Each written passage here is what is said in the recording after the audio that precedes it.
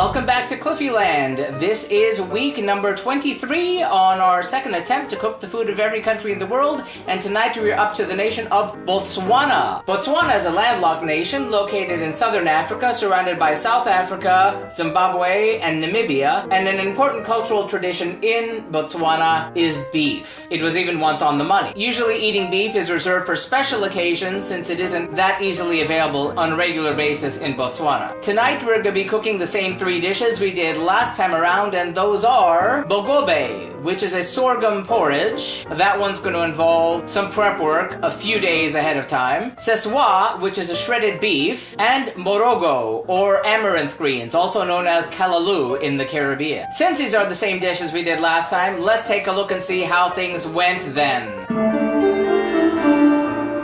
Well, 4 years ago on the Global Cooking Challenge, things went really well. The beef was very tender. The porridge came out quite well. I was able to find the sorghum in the one place in town where it was available. Although I did have a problem finding the amaranth greens fresh. I was stuck with the canned callaloo, and that did not taste very good. It tasted like bad canned spinach, unfortunately. So we're really going to try to fix that this time. So let's take a look at the ingredients for tonight's dishes. First, for the bogobe, or sorghum porridge, we'll need 2 cups of sorghum flour or meal, 2 cups of water, salt to taste, and 2 tablespoons of sorghum flour fermented in 1 cup of water for 2 to 3 days. Then, for the seswaa, or shredded beef, we'll need 2 pounds of lean beef, preferably on the bone, but if deboned, you'll want to also have marrow bones, and 1.5 teaspoons of salt. And finally, for the morogo, or amaranth greens, also known as callaloo, you'll need 1 bunch of amaranth greens and salt to taste. As I mentioned in the ingredients list, for the bogobe, you will need to take 2 tablespoons of the sorghum flour,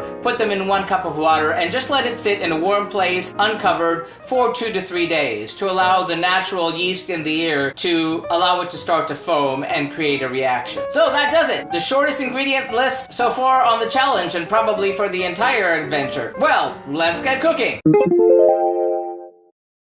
First, cut the beef into 2-inch cubes if not already deboned, and add to a large pot or saucepan. Add the marrow bones, add water to cover it, add salt, and bring to a boil. Reduce the heat to a simmer and let simmer for 4 hours, stirring occasionally.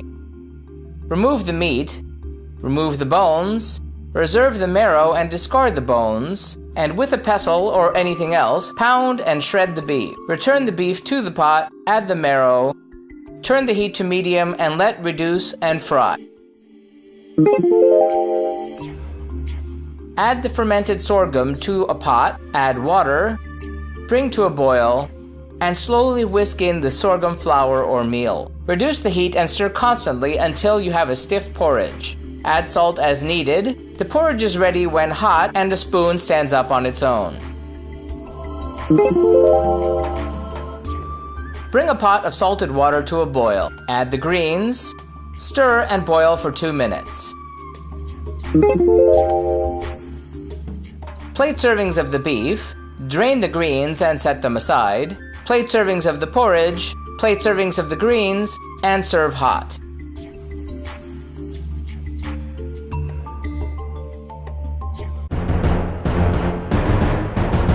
How did it turn out? Well, it's very important on the dishes for this country that everything is actually eaten together, because individually each of the items doesn't have a whole lot of flavor, but together it tastes really good. Take that into account. The bogobe, it was simple. It had that really nice sorghum flavor, which is unusual to, we'll say, a Western palate. And I know pap or porridge from Africa, 2 things are super important whenever doing it: temperature and texture. And in the preparation, I kind of got those a little bit off. I didn't pour in the sorghum at a slow rate, and it was ready before I was ready to serve the entire dinner. That being said, it was really great and great in connection with the beef. Therefore, I'm going to give the bogobe 4 out of 5 globes. Score. The Seswaa, or shredded beef. Last time it was melt in your mouth tender. We were all crazy about it. This time, because I was live streaming and I felt a little rushed, I didn't completely pound it down and shred it as completely as I should have, which resulted in it being a little chewier than it was last time. Which, while it was fine for me, it wasn't great for everyone. That is an execution problem, not a recipe problem. Because it tasted really great, therefore I'm gonna give this Seswaa, or shredded beef, 4 out of 5 globes. Remember, in conjunction with the sorghum porridge is what makes it taste like magic. And lastly, the morogo, or amaranth greens. One ingredient, basically, boiled for 2 minutes, but it was really good. A ton better than the canned stuff from before. I'm very happy I found it fresh. It had an interesting, unusual flavor, yes, like spinach, but slightly different. Therefore, I'm gonna give the morogo 4 out of 4 globes. I'm really happy to have found some greens for Africa that aren't the usual replaced with spinach option, because so many greens in African dishes you just can't find around here. So that does it for Botswana. Thank you for watching. Now remember, if you'd like to see our streams live when they happen, be sure to follow us on Periscope or Busker. Like and subscribe if you'd like to find out when these videos are posted every Wednesday night. Go to Cliffieland.com to find out everything you need to know about the Global Cooking Adventure and the previous Global Cooking Challenge. And tune in next week when we head back to South America for another parade of meat, when we will be cooking the national dish of Brazil. So, thank you for watching and happy eating!